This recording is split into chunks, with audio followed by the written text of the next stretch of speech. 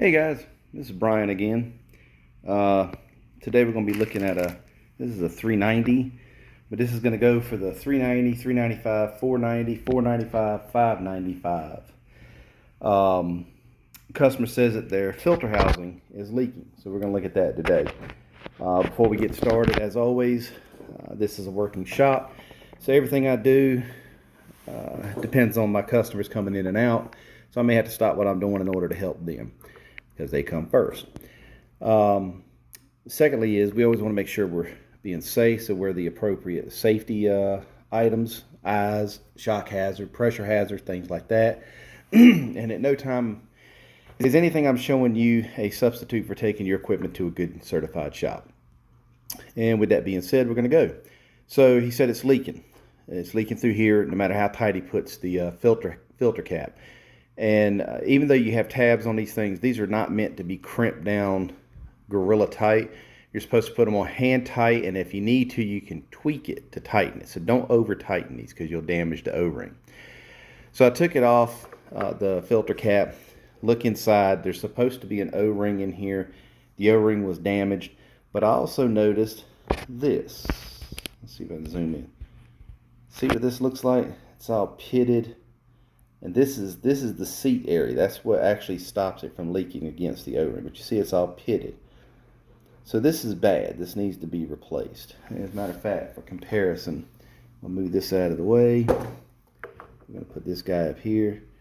And that's what it should look like. So that smooth plating that's on there is what ensures that you get a good seal against your O-ring. It also prevents the O-ring from getting damaged as well. And like I mentioned, I look inside here. Let's see if I can zoom it just a little bit more. Right there is where there should be an O-ring. When I opened it up, you could see part of the O-ring, but it was like falling apart. So that right there should be where an O-ring is. It's not. This blue thing is a filter. This is a fine mesh filter. So what I'm going to do is dig a lot of this garbage out of here. So that's the process there. You're going to clean that groove out.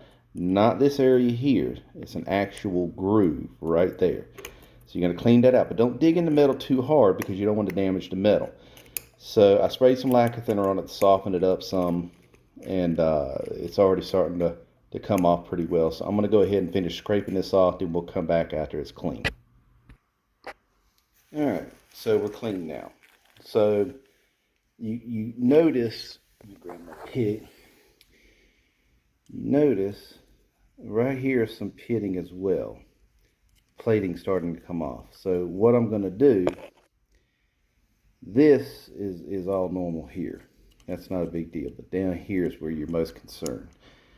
The flat area in here is high priority. The sloping area here is not high priority.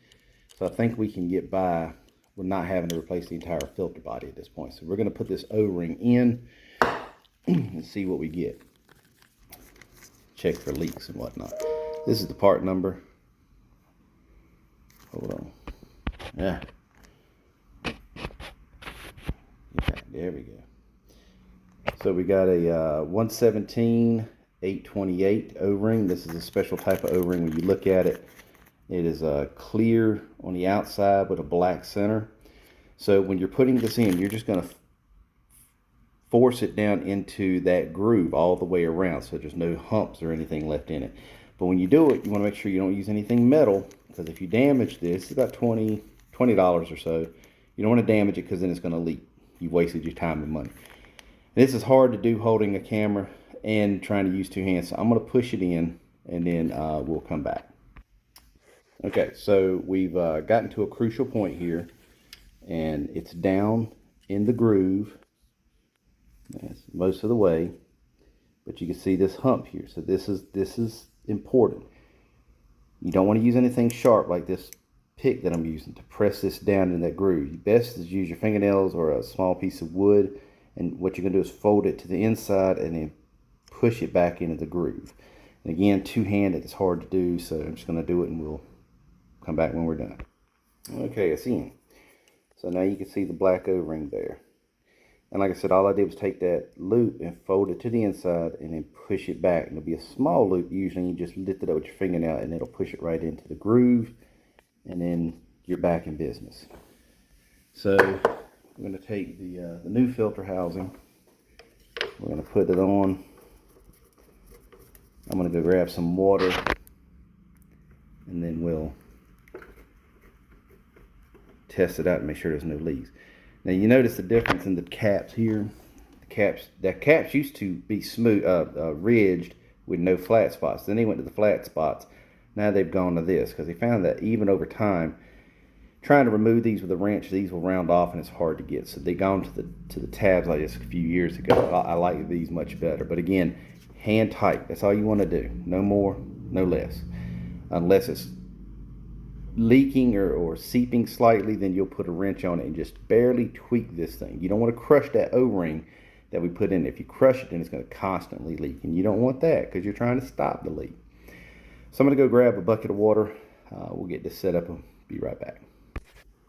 Okay, so here we go. We're sitting in a bucket of water. I'm going to turn this on. You might not be able to hear me because the motor's going to be running. So just once we get it built priming, then we're going to flip this prime valve off and we're going to let it build pressure and see if we got seepage here.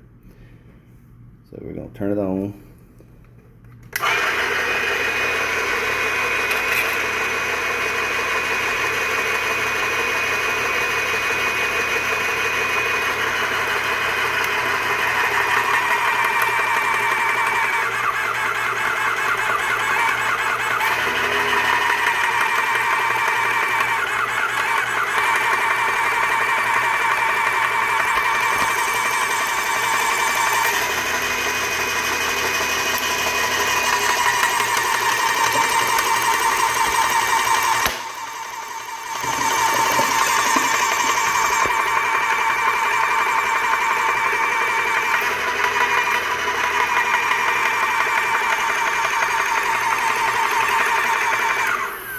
Alright, well we don't have seepage, but we're not hitting maximum pressure either, so apparently he's got a bad set of packings. So I'm going to pull that off, take a look at it real quick. I'm not going to do a video on that, simply because I've got tons of videos on repacking the pump. So I'm going to check this out, then we'll come back. So, let's see. Can't get it to focus here. But you can see, packings are definitely bad. So we're going to replace those packings, and then we'll finish up this test run on the filter body, make sure everything's good. So we got the packings changed now, so we're going to see if we can build the pressure and check for that leak we were originally looking for.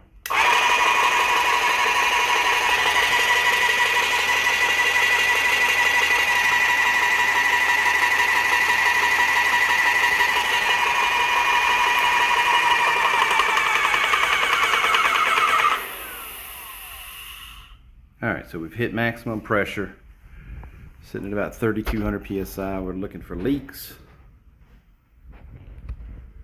I see no leaks. So I'm going to let that hang tight. Meanwhile, this is the cap off of a filter for a 695, 795, and all of that. So it's very similar. There's actually a core that goes with this one, similar to this, goes in that hole right there, but I've removed it so to make it a little easier to see what we got here. You see that blue line down there, but you see I credited this for this. So this is a bad one anyway, but this is one I can show you, that blue line.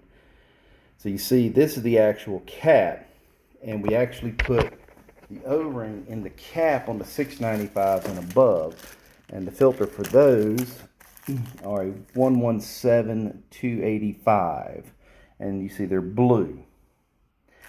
They go in the 695, 795, 895, 1095, 1595, and up. But it goes in that groove, and it'll be the bottom groove, or the only groove actually, or full groove.